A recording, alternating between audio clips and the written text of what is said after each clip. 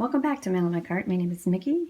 So I haven't done a video in a long time, so I have an opportunity here. This Jackson's package came from Sweden, so it took a long time to get here, and I'm so excited to open it. But first I wanted to give kind of like a little tour, because I haven't shown you guys around in a while since I've moved to the walkout basement. So first of all, it has really great light. I put these privacy panels on here, and you can see outside right above it and below, and the cats actually enjoy that. So they sit down here and watch outside or over there, and that's the way you get out over there. So here's this little corner. That's one of my favorite shows to put on, just to mindlessly have behind in the background. So I thought I might set up for an oil painting right here, because over there, oops, I'm still hooked in with the cord here. So this is really where I do my larger oil paintings, and I'm working on this one continuously. But I usually have all my supplies stocked in there. And I have this little couch here, and there's Macy. She's chilling. And then we're back to here. So this is another little station. So I'm going to go ahead and open this package here, and I'm going to pause and hook it up to my holder here. Okay, so I'm back, and if I sound weird, it's because I've lost my microphone. I'm not sure where I put it. I thought I might be able to find it just by looking around, but no, it's somewhere. So this is really roughed up here. Hope I'm not missing anything, because there's a hole in it right there. And somebody else tried to tape it here. Oh, there's a little tab.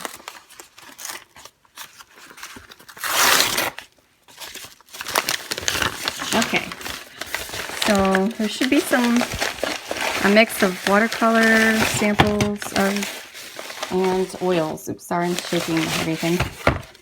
Steady. All right, and that's it. I hope I got everything I ordered. It's in just these 3 boxes here. Which one should we open first? A, B, or C? Well, my sons have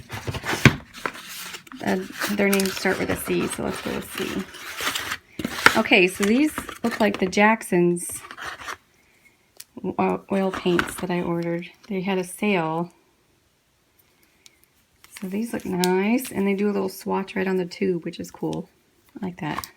So there's those. Oh, whoa, these are bigger ones. There's an Ultramarine, French Ultramarine, and Unbleached titanium white, which I've been wanting to try something like this. PW 6.1, and this is, well, it should be PB 29. There it is. This is should be a natural Terra Verte PG 23, yep. And this is PY 73, which is a really good standard yellow. Good to replacement for a cadmium yellow. And a titanium white. And in here, I have a bright red oil color from Winsor & Newton. These are all kind of wrangled, aren't they? And a small violet deep hue. It's a hue, so it's PV 16 and PV 23. Okay. And a couple of the newer colors that came out for White Nights. And we'll definitely swatch these out. So we'll set them up, and I'll be right back.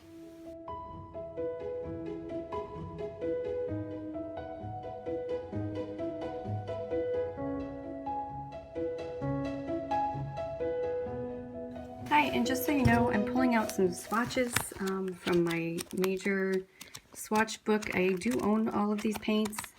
I'm a little bit obsessed. So that's where my source is from for the swatches that I'll be comparing these to. So let me start with Venice Purple by White Nights.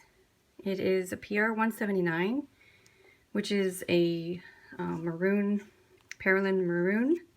And I already have a swatch of another PR 179 by Grumbacher. So let's see how this paints out.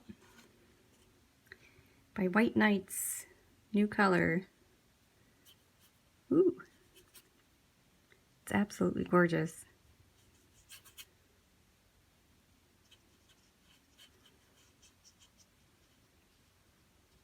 And it does flow also, which is nice. I'm gonna get my brush really clean, mop that up. So it may have a drying shift, but this is my Grumbacher Academy PR 175 9 and dry. So this is Aureolin, and there was a little bit of a dark bit of something on this, so I tried to get it off. This is extremely rich, very, very large payoff yellow, and it's PY 151. I'm trying to mop some up and it's still really, really strong. That's an amazing color. If you need a good strong yellow, that's what you need to choose. The other swatch I have is a Lucas 1862 Aureolin, and this one even seems a bit lighter, so it almost seems as if this one's a little bit more highly pigmented. And last is a Mars Brown, and this should be, Mars colors are usually chunky, have a little bit of a granulation to them, but this one is a PBR6 transparent. And the other PBR6 I have, which I think will come close to this, is a Daniel Smith Brown Iron Oxide. And we'll see. I think this is the one that's environmentally friendly. So, oh, it's a little bit more yellow on the yellow side, warmer side. So I really want to get it good and strong on that side. And it's a beautiful, nice brown, almost like reminds me of a good brown for like painting bears and tree trunks. Of course, any brown could do that, but that's what it reminded me of, is bear fur. And the paper that I'm using is good old Canson. It's just really good for swatches. This particular piece of paper is a waterproof piece of paper. You can put as much water on it, but it's called from Ride in the Rain. It's really great for projects that you have. So this one was a watercolor. I thought it was oil at first because I didn't remember what I was buying. So these are quarter pans. You can get these from F Club. So this is this is a full pan, and then there's a half pan, and this is a quarter pan, but it's in the half pan width. So just helps if you don't use a lot of your paint, you just want to have a little bit.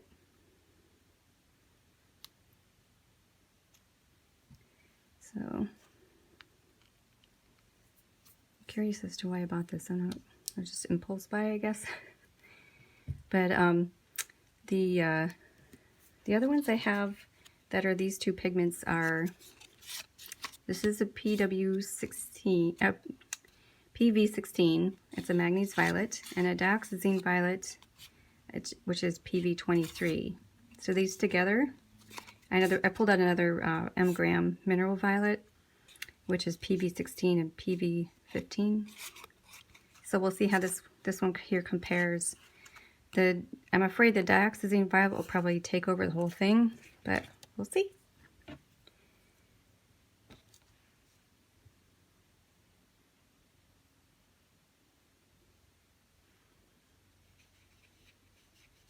Oh. More on the Magnese Violet side, which is cool.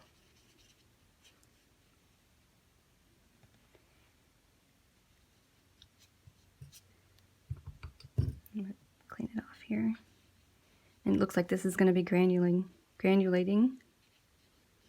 It's a really cool, nice mix. So this is supposed to be a hue of cobalt violet deep hue, or deep. So we'll see what happens when they dry. See, this is starting to look more like this now that it's drying, but it's got a little bit more of a yellow tint. I'll be right back. I'm going to let these dry. I'll be right back.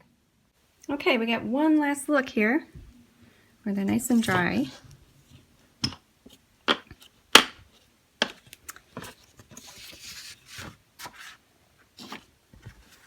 So I really like this one, this Perlin Maroon that is called Venice Purple by White Nights. It's got a nice warmer tone than the cooler tone of Grumbacher. I can't really see much difference with our Aureolin here, save for that the White Nights is really saturated. This was kind of a stretch as I grabbed this one to match for this one. This is a lot more red tone. This is a little bit more yellow toned, but they're both really useful and very beautiful. And last, I feel that this is a good match for like a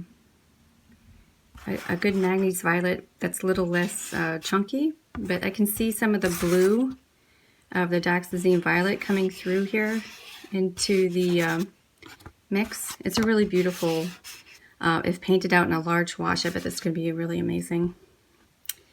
So here's some of the new colors for White Nights and Cobalt Violet Deep Hue by Jackson's. So I'm going to do a quick little painting with just these colors, probably right here, and I'll do that in a time lapse. But I just want to say thank you for joining me, and it's sorry it's been so long. I've been sick and lots of life stuff, but I'm glad to be back, and I appreciate you taking the time to check out this video. I'll see you in the next one. Take care.